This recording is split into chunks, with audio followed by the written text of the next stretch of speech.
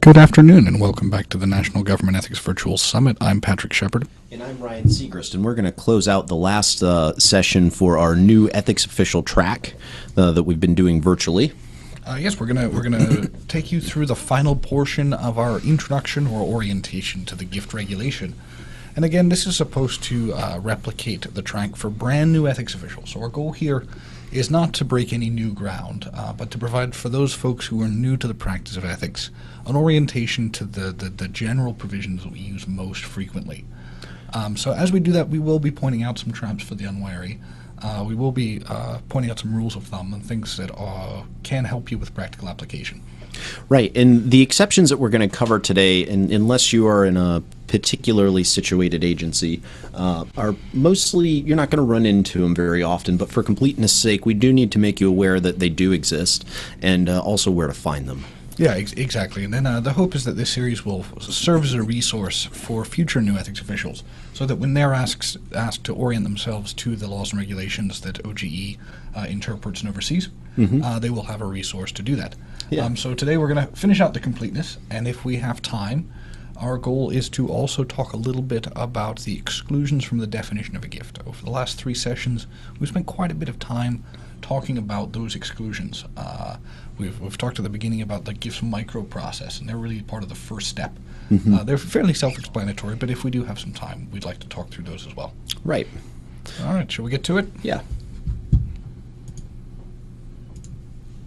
This has been a very good virtual summit. Very pleased with the folks who have come to join us, and I hope that everyone's finding this to be a useful introduction to our gift regulation. We also earlier covered 18 U.S.C. Section 208, our conflict of interest statute, as well as the impartiality regulation. So if you're new and you missed those things, you can go find those on the YouTube channel and watch the entirety of the new ethics official track. That's right. Excellent. So let's talk about the last few gift exceptions and close out the new ethics official track of the virtual summit. Okay, so like I said before, these are exceptions that you're not going to run into all that often. They are exceptions that are very much specific. The first one in particular that we're going to talk about. And I think this happens a lot with regulations, particularly the ethics rules, where you have the few exceptions or the few provisions that you use all the time, and then there are all these little carve-outs for special circumstances. And I find the difficult thing is to remember all the carve-outs. Yeah. So that's what we want to do today, is to help you to remember all of the little carve-outs, all of those special circumstances in which something that you probably haven't thought about in a while may or may not apply. All right, let's start talking about these. Well, the first thing that we need to do, again, we've been emphasizing this in all of these presentations, so let's just do that very, very briefly again for those of you who are maybe joining us for the first time in the new ethics official track of the virtual summit. Yes. So what we have here is, and I think we did manage to agree on calling this a spheroid. Yes, we did not have to have an arm wrestling match to come to that answer. But so this is the advice and counseling process, and you may notice that it's circular rather than linear. Why is that, Patrick? It's because we never just go out of one direction. This is going to be a process that you'll go through that will require you to go backwards in the process to get more facts, to spot more issues, even sometimes to implicate new rules. You can't count the number of times that I started looking at a gifts question and ended up with a conflicts analysis question. That's a very interesting situation. So basically the process is, we need to know the rules, we need to know where they're at, we need to know what they mean, which is part of what we're doing with these gift exceptions presentations. And with time, you'll be able to start spotting the issues that may come up in a given set of circumstances. Yeah, exactly. And we'll be giving you some hints as to where you might need more facts as we go through the rest of these. And after you get the facts for the situation, you apply the rules to the facts, and then oftentimes you will find out some new information and you have to spin the wheel again. That's correct. All right, let's take a quick look at the microprocess. We've been through this again, but this is our microprocess, our guide to the gifts regulation that helps you make sense of an otherwise complicated reg. The place we like to start is with the definition of a gift, which hopefully we'll have some time to talk about later. Right, especially if we can get into what is not a gift. Yeah, so we find out, is it a gift for purposes of the definition at subpart B? If the answer is yes, look at the prohibition. Right, and they got two horns to the prohibition. What are those, Patrick? Can't accept gifts from prohibited sources. That's right. Or give them because of the official position. Right, and real quick, a prohibited source is anybody who is doing business with the agency, is seeking to do business with the agency, is regulated by the agency, or can be affected by the performance or non-performance of an employee. An employee's duties, yeah. Employee's duties. So, we look and see if it meets either of those prohibitions. If it meets one or both of those prohibitions, we can't accept it unless an exception applies. And then we can think about whether or not we would like to exercise the exception. Right, because they don't apply automatically, so you have discretion as to whether or not to use the exception to accept the gift. In fact, it is frequently prudent and never inappropriate to decline a gift. But we do have exceptions for some circumstances where it's necessary to accept a gift, or it is prudent to do so. Right. And if we exercise an exception, then we can accept it. If no exception applies, then the gift cannot be accepted. It's prohibited. Right. All right. So we also have a handout for you. You can find this handout in the rest of the materials on the Watch Now page. This is a good handout to download and then print out and keep it next to your desk. Excellent supplement to the regulations. It's sort of a guide, an easy map to help you navigate the rather complicated gift provision. Right. And there's also some advice and counsel tips and tricks and suggestions to kind of jumpstart your analysis. Okay. So I think that should do it for the prologue. Shall we get into the meat of the exceptions, Mr. Segrist? Yeah, let's do that. Very good. So here we're talking about this exception is for meals, refreshments, and entertainment in foreign areas. And I just had an idea, Ryan. I think maybe after the summit is over, we should maybe see if we can get someone from the State Department to join us for an advanced practitioner series about the Foreign Gifts and Decorations Act. That's a great idea, Patrick. Excellent. But what we'd like to do today is make you aware that there is an exception for meals, refreshments, and entertainment in foreign areas. So what about that, Ryan? Well, so in many cases, when you're overseas, it is a matter of diplomacy to accept meals and entertainment and refreshment while you're in a foreign area. And, yes. As a representative of the U.S. government, you don't want to offend anybody by not accepting those sorts of things. Right. You don't want to create a diplomatic situation, as they say.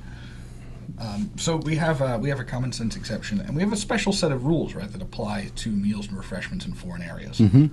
Right. The first rule is that the market value in the foreign area of the food, refreshment, or entertainment that's provided at a meeting or event as converted into U.S. dollars does not exceed the per diem rate for the foreign area specified by the U.S. State Department's maximum per diem allowances for foreign areas. Okay, so this basically says that it's sort of like 1353 travel, but for gifts from foreign governments or gifts received in foreign areas. Right. Excellent. Right. So it can't exceed the maximum per diem rate as set by the Department of State. And if I remember correctly, that the travel presentation sometimes touches on this presentation. So you may want to join us on Friday afternoon, and you can learn even more about this.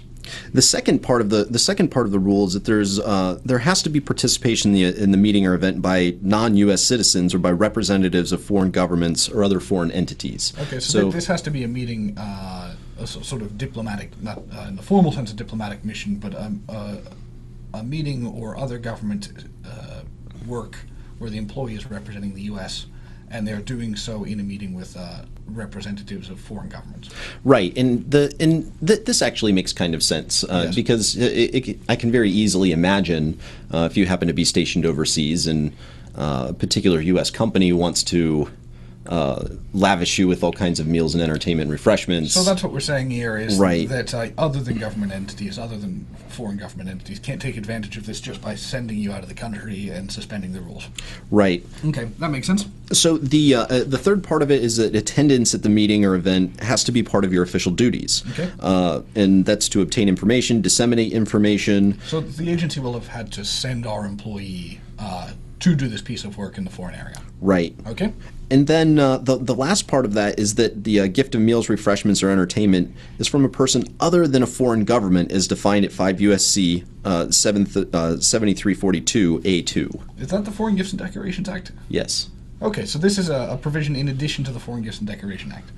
Excellent. Okay, well that's very helpful. So we have something that resembles 31 U.S.C. 1353, but it applies outside of the U.S. borders. Right, and if you do run into a situation where you're talking about the Foreign Gifts and Decorations Act, make sure to call the Department of State to ask them for guidance for that because they're the ones who oversee that. Excellent. Well, that's a good heads up for folks who are new to this. And I know when I started looking at gifts regs, when I started here at OGE, that was a surprise to me that there was such a thing, and that someone other than OGE was responsible for interpreting it. All right. Well, that's good. Well, that's good to know. And for those folks who have employees in foreign areas, it's good to know that there's an exception available for gifts there. Right. So shall we move on to the next one? Yeah, let's do that. Okay, so gifts to the president or vice president. Very small audience for this this particular exception. So if you're an ethics official who advises the president or the vice president, you're probably already familiar with this. That's right. In fact, That's right. you're probably in frequent contact with us at OGE, and we'd be happy to help you with that. But for completeness' sake, we wanted to point out that this is available. Right, and that allows the president or the vice president to accept personally or on behalf of any of their family members, a gift that does not violate 202C, 2635 202C 1 or 2, 18 U.S.C. 201B. Okay, so no bribes. Yeah, no bribes, or 201C3. Okay, so yeah. Or the Constitution. Okay. So what we're saying here is that the employee standards of conduct do not constrain the rights of the elected president and vice president that they had before them. And that's because those two offices in particular are there are matters of etiquette and diplomacy and everything that go with that. That they're very special offices. Right. So. Yeah, that makes perfect sense to me. But again, good to know that it's here. In the case any of us is fortunate enough to be in a position to advise the president or vice president on the receipt of gifts. Yeah. Yeah, that'd be exciting. So the next one, this is just so these are gifts authorized by supplemental agency regulation. And I believe are we gonna be broadcasting this session on supplemental agency regulations? I'm not sure, but I think through the rest of the form, there is going to be a session on supplemental agency regulation process. So if you're able to see that, that would be great. If you're interested in the supplemental agency regulation process and you'd like us to do a course on that, please let us know, because we'd be happy to add that to the advanced practitioner series. We've done those before, and if there's sufficient interest in the community, we'd love to do that. Yes, we would definitely love to do that. And so this exception is just a recognition that if your agency does have a supplemental regulation that authorizes employees to accept certain kinds of gifts, then Yes. there's nothing in subpart B that prevents them from accepting that gift. Right. So this basically allows agencies, if they want to go through the supplemental agency regulation process, to create new gift exceptions. But that has to be done with the concurrence of OGE, and you have to actually issue the regulations. But if you do so, subpart B doesn't per se preclude that. Right. Okay. Well, that's good to know. And I think this next one is pretty important, actually. I think this one is very important. And we talked about this earlier in the day in the context of widely attended gatherings. And these are gifts accepted under specific statutory authorities. And there are some common ones that we see frequently. I think the most important one is agency gift acceptance. If your agency has agency gift acceptance authority, you can often accept a gift on behalf of the agency that would otherwise be problematic for an employee, him or herself, to accept. Yeah. So if you have an agency interest in exercising that authority, it's good to know that you have it. And at this point in the course, it always comes up the question, how would I know if my agency has gift acceptance authority? Well, to find that out, it would be a good idea to go talk to your appropriations folks. Yeah, so if you're in a larger agency and you have someone who specializes in appropriations law, they are very likely to know whether or not you have specific authority to solicit and or accept gifts. It's very often in the organic statute or a supplement or a reauthorization. So those are places that you can look for it. And that's an authority that has to be provided by the Congress, because it is sort of an exception to the general appropriations process. Right. Okay. And that's a good place to look. But we have some other authorities, right, Ryan? We mentioned one before, and this is for travel payments from non-federal sources. Could you talk a minute about that? Yeah, so 1353 is the shorthand for that. We find that at 31 U.S.C. 1353. Right, and so when you're talking about an employee who is not at their duty station, they have to be away from duty station, agencies can accept travel reimbursements. Okay. for that employee to go out and do official work. Okay. Yeah, so there's an authority for the government to accept travel payments from non-federal sources. Right, and it's government-wide, and you have to use it if you can. So that is the authority that must apply. And the reason for that is because there's the reporting requirement that we mentioned before. If you exercise 31 U.S.C. 1353 to accept travel payments to allow an employee to attend an event, you have to report that to OGE. We then make those publicly available. Yes. And that's part of the requirement. And because of that requirement, it is the default provision for accepting those payments. Because otherwise, if you were to use, say, your agency gift acceptance authority, you might be seen to have been subverting the reporting requirement. Right. Okay, so that's very good. We also have the Training Act, which allows us, is it the Federal Government Employee Training Act, which allows us to accept certain gifts of training, right? So that's a good one to know. Those are offers that frequently come into agencies, and knowing that that's available is very helpful. It is very helpful because this is another place that we like to go before we go to our widely attended gathering analysis. Right, and particularly if recent budget situations at many agencies has necessitated a cutting back of training resources, and the Federal Employee Training Act is a good place to start, particularly if you've got some training that people need to get. Yes, yeah. So if there's an offer of free training or a gift of training, the agency may be able to accept it under that act. So these are all good things to know. I think particularly important in the context of a potential widely attended gathering analysis. Yeah. But useful to know about overall. All right, good. Are there any others we need to discuss? There are not. All right. Do we have any other exceptions that we'd like to discuss today? We've run out of exceptions. We've run out of exceptions, but we have not run out of time. That's true. So that's very good. That means we have some time, as we hoped we might, to discuss the definition of a gift and the exclusions to that definition. Okay. So let me, since we weren't sure whether or not we were going to have time, let me go ahead and pull the slides down, and I'll bring the video up. Okay, great. No, that sounds very good. I'm very pleased that we'll be able to get into the definition of a gift here, Ryan, because I think this is another area where it's fairly straightforward, but there are some areas of confusion, and perhaps we can reduce some of that confusion. Yeah, and we often run into errors of conflation as well. People getting the exclusions confused with the exceptions. And one thing I'd like to really emphasize right now is that exclusions are not gifts. Right. They're excluded from the definition of a gift. That's why we call them exclusions. Right, and the exceptions are called that because they are exceptions to the prohibition against accepting certain gifts. If we have something that qualifies as a gift that is subject to the prohibitions, we may be able to exercise an exception to accept the gift. Right. But we don't need to go through that process if something is excluded from the definition of a gift. All right, well, let's take a look here briefly at the general definition of a gift. Okay. All right, so if you guys are following along at home in your regulations, we're at 5 CFR 2635-203B. And we find that the general definition of a gift, and that includes a lot of things, right? So what do we have here? We have gratuities. It includes any favor, any discount, any entertainment or hospitality, loans, forbearance, or any other item having monetary value. That is a big That's universe. A pretty big universe. That's pretty much everything. I'm trying to think of something that might not fit within the... Well, it also includes services as well as gifts of training, transportation, local travel, lodgings and meals, whether provided in kind or the purchase of a ticket, payment in advance, or reimbursement after the expense has been incurred. Okay, so if we had any question in our minds about whether that first sentence was inclusive of almost everything, it clarifies and goes on to tell us exactly what that is inclusive of. And that's also a lot of things, so tickets, travel, transportation, all of those things. One thing I don't see in here is cash. Yeah, a suitcase full of money. That's interesting.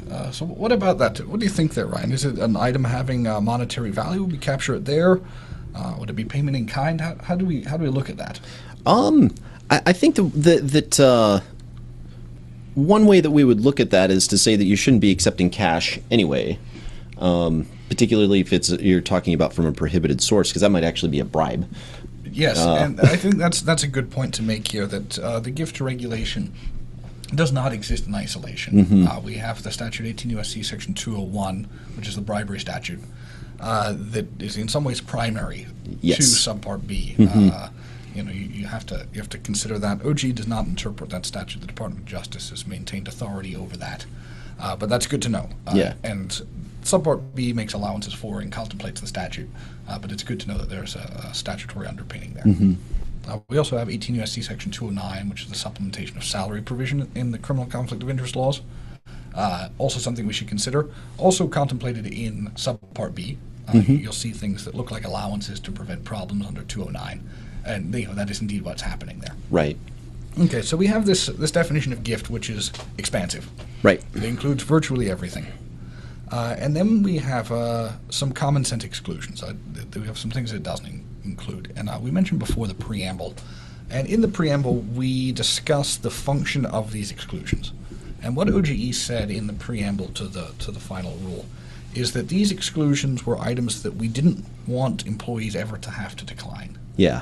That we thought that these were customary and normal items to receive in the course of business or life, and that the gifts regulation should not prohibit their exception or their acceptance. That doesn't mean there is no circumstance in which someone might decide to decline one of these things, just that for the purpose of the rule, we did not want to subject them to the general prohibition. Yeah. So again, if we thought about our microprocess, this is step one. Right. Is it a gift? And I think we're going to capture most things under the general definition, but then we have these exclusions. So let's look at those. Okay, so let's look at this first one here. This is so modest food items and refreshments like soft drinks, coffee, or and donuts that are offered as other than part of a meal. Okay, so I think this one makes sense. So if I'm at a contractor's facility and I'd like a cup of coffee, or I'm offered a cup of coffee, I would be able to accept that cup of coffee. I wouldn't have to figure out how to pay them for the cup of coffee or call an ethics official to decide if I need to exercise an exception or if it would be appropriate to do so. I can just, I can eat the donut or I can have the coffee. Right. But this is other than as part of a meal. So what does that mean? So that means let's say that you're at the contractor's facility and they came in with lunch for you and whoever you were with. Okay, so if they're providing an actual meal, then that doesn't meet the exclusion here. It may be possible to exercise an exception. Yeah. But then we would have to look through, find out if it's prohibited, and then determine whether or not an exception applies. For example, the $20 exception might be appropriate if they're just providing sandwiches. But again, that would be a gift that we're accepting under the exception. It's not excluded from the definition. These are only things offered other than as part of a meal. Right. All right, very good. I think that's fairly straightforward. Most people understand that. Yeah. The next one, we have greeting cards and items with little intrinsic value. So there's things like plaques, trophies, certificates that are intended just for presentation. Yeah. So, if someone's providing you an award or a plaque or a certificate of accomplishment, we say that that's not a gift. And the question we always get is, well, what does it mean not to have intrinsic value? Like if I get a big gold bar with my name emblazoned on it, and it says, "Good job, Patrick." Is that a presentation item? I would say if it was a big solid gold bar. Of course not. That has intrinsic value. Yeah, I would be inclined to disagree with anyone who said that it did not have intrinsic value. Precisely. But if you just had a plaque with your name on it, it's not really worth anything to anybody except you. Exactly. A piece of glass that says, congratulations or those kinds of things. You cannot turn something that's intrinsically valuable into a presentation item simply by putting a plaque on it. Right. So a question I received years ago was an organization wanted to present a handmade fly fishing rod to an employee. I think this was at maybe the Forest Service or one of the outdoor agencies that does things with the outdoor agencies. The outdoor agencies, like the Department of the Interior. Maybe it was a park ranger. I'm not sure who it was, but a group wanted to recognize their service as a government employee to protecting a particular stream, and they wanted to present them with a handmade fly fishing pole, and they wanted to inscribe it with their name and a congratulations for superlative public service, and they wanted to know if they could use this exclusion. And sadly, we weren't able to use this exclusion. Simply writing someone's name on something that is otherwise useful or valuable doesn't turn it into something exclusively for a presentation. Yeah. And this is a bit of a judgment call. And, we get calls about this every now and again. And it can be a little bit tricky. But, what we're contemplating here, and we say as much, greeting cards, items with little intrinsic value, such as plaques and certificates. Trophies, yeah. If you're talking about something that's in addition to those that has some purpose or value, you're getting a little close to the line. You might want to look for an exception. All right, so that I think is fairly straightforward. So the next one that we've got is loans from banks and other financial institutions on terms generally available to the public. The folks in the financial regulatory sector of the government are grateful for this because it means that they can buy cars on credit. They can get mortgages, yeah. And have credit cards. Without this, that might not be possible. But yeah, loans on terms generally available to the public are excluded from the definition of a gift for purposes of Subpart B. I think that's straightforward. Yep. And here is one, we talked about this exception. We talked about this one yesterday. We talked about an exception that has very similar language, and I would like to point out some of the critical differences here. All right, so what do we have here? Opportunities and benefits, including favorable rates and commercial discounts, available to the public. All right, so if you have a good deal on cell phone plans or a 30% off coupon for Macy's that came to you in the mail and came to all your neighbors, generally available to the public, you can take advantage of that. Yeah. And that's excluded from the definition. So that is not a gift. We don't have to consider whether or not it's prohibited. And then it goes on to say a little bit more. There's some other kinds of benefits we can accept. Well, it looks like... Or to a class consisting of all government employees or all uniformed military personnel, whether or not restricted on the basis of geographic considerations. Okay, so if you, let's say that you get a discount on your cell phone bill because you're a federal employee, but it's available to all federal employees. Or if I go to stay at the Hampton Inn tomorrow and they have a government rate, I can take advantage of that because it's available to all government employees. Yeah. And this is a case in which it is excluded from the definition. So government rates, commercial discounts that are government rates, are excluded from the definition, so we don't even have to look at the prohibition. Unlike the exception, which allows us to make certain kinds of constraints on those discounts, we're allowed one and only one kind of other criteria beyond being a federal employee here, and that's geographic consideration. Geographic consideration. So if we had a government rate for employees in the state of Indiana, or in Washington D.C., or in some other geographic area, that would be the only extra criteria that could be applied. If we had a favorable rate that applied only to, say, law enforcement personnel, that would not qualify under the exclusion. Right. It may be possible to look at that under the exception, but it would not qualify under the exclusion, so we'd have to do the broader analysis. Right. Okay, I think that's straightforward, and I understand why we would exclude that from the definition. So this next one has given some people some heartburn over the years. So this is rewards and prizes given to competitors in contests or events, including random drawings, open to the public unless the employee's entry into the contest or event is required as part of his official duties. Yeah, this one is always challenging, and the circumstances in which this comes up are never fun. Right. It's always an employee who has won a television or a computer or an iPad or a new phone or something like that, a trip, and then you're trying to find out if the contest was open to the public or if their attendance and entry were part of their official duties. Right. And it often results in having to disappoint an employee, which is it's not the most fun part of our jobs as elected officials. And the employee's office gets a new TV. That's right. So what does it mean to be open to the public? So that means that anybody off the street can wander in and enter the contest. Okay, and there can't be any fee to enter, right? So it has to be free, and anyone, invited or no, can go in and enter the contest. Right. And then also we can't have entry required as part of the employee's official duties. So if you're sent to a training or a conference or other event, and all participants are automatically entered into a drawing, and you won. I'm a federal employee, I won. I didn't even know I entered, but I won. I'm so happy. I get a new car. I could not use the exclusion in that case because my entry was part of my official duties. Is that That's right. That's absolutely right. Okay, well, that's kind of a bummer part of the exclusion, but yeah. But I also understand why we would do that. And the concern there is that someone could be directing prizes to federal employees to curry favor or otherwise influence an employee. And also that concern about the appearance of using public office for private gain. Right. And I think in this case there might be some issue that prize actually might be something that the government is entitled to. Yeah. So those are all considerations when looking at this exclusion. All right. The next one is pensions and other benefits resulting from participation in employee welfare and benefits plans maintained by a former employer. We can keep our retirements. That is a great relief. Yes. For those of us who have worked outside of the government before coming into government service, your pension is excluded from the definition of a gift. So even if your pension is with a prohibited source, it's excluded from the definition, so we don't even have to do the analysis. Right. Your pension is safe from the gifts regulations.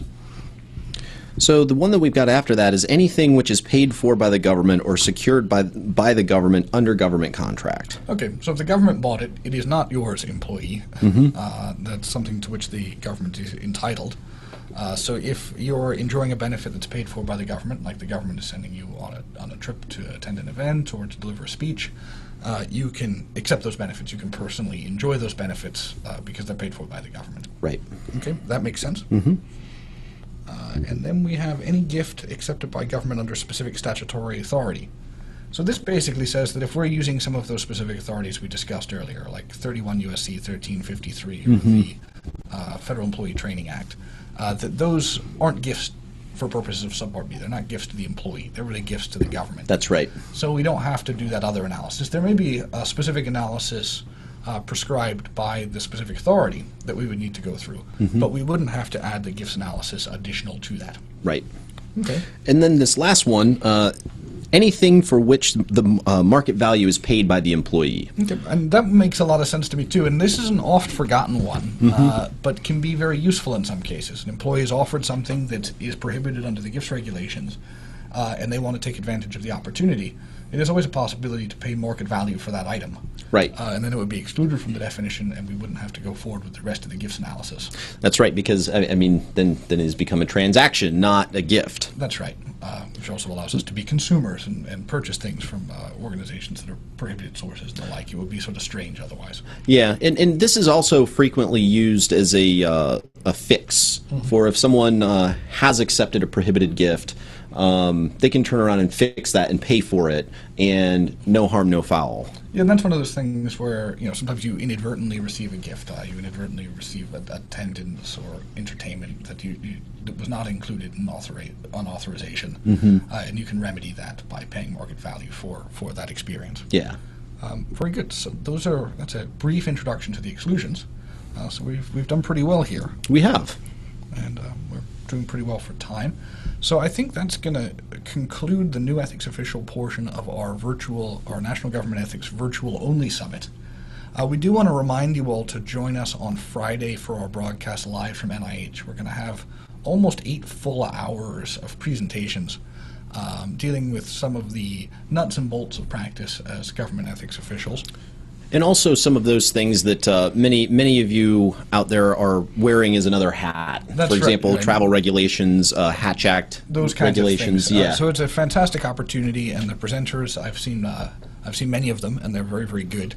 I think you'll enjoy those. We'll also be bringing that to you from the booth, so hopefully some of the presenters and guests at the event will stop by and answer some questions and talk with us and share their experiences. So that should be overall a very exciting day on Friday, so we hope you can join us. Also, even though this concludes the new ethics official track, we do have 2 fairly advanced sessions coming on Monday that we invite you to join us for. One of them is going to be regulations covering non-career employees, and the other one is going to be a talk about how to brief senior officials about the ethics program. Yep, and I think these are both very important topics. If you have non-career officials and you're not familiar with the sort of solar system of rules that apply specifically to them or apply differently to them, that morning presentation is going to be very good. You're also going to be oriented to an excellent tool that can help you manage those situations.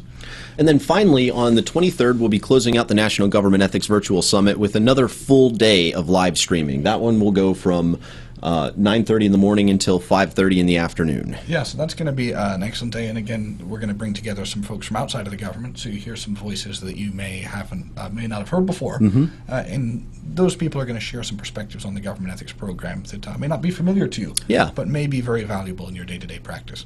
So again, we thank you very much for joining us for the National Government Ethics Virtual Summit. We hope this has been helpful, and we look forward to seeing you on Friday. So for OG, I'm Patrick Shepard. And I'm Ryan Segrist.